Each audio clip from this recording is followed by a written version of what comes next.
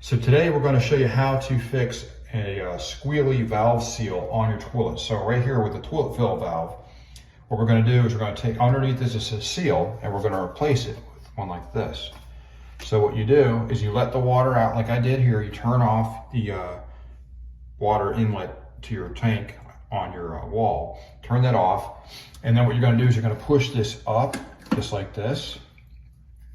And then what we're going to do when we have this up is we're going to turn this way. And then this pops off. There we go, just like that. And you can take this off right there, just like that. And underneath this is the valve seal right here, this guy. This is the thing that causes all that annoying noise. So you just got to take this off. There we go. Now you can either clean it. When you get this off, you can clean this out, and then you can clean this out, but you'll see it wears after a while. So you got to put a new one in. And so once we put the new one in here, which is this guy right here,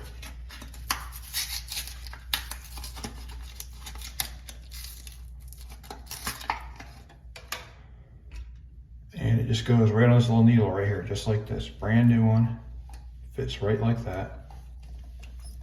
Push it in, you'll feel it suction in.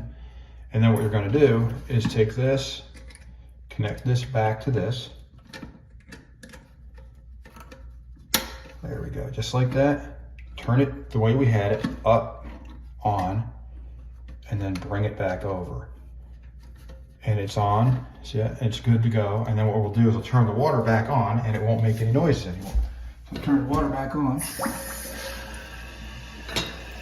It's going to fill, and when this goes back up, it won't make any noise anymore. It won't have any annoying squealing that's really loud. That's how you know it's the toilet fill valve seal, which is right here. So it's number 242 toilet fill valve seal. You can get this for a couple bucks.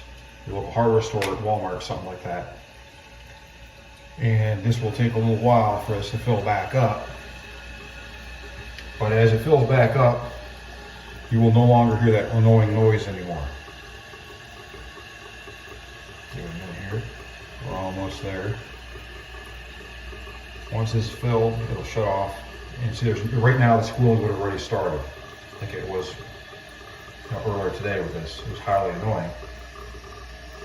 Now there's no squeal. So these have to be replaced maybe once every 10 years or so. What I was saying, see, there's no squealing. It's all set to go, and we're good.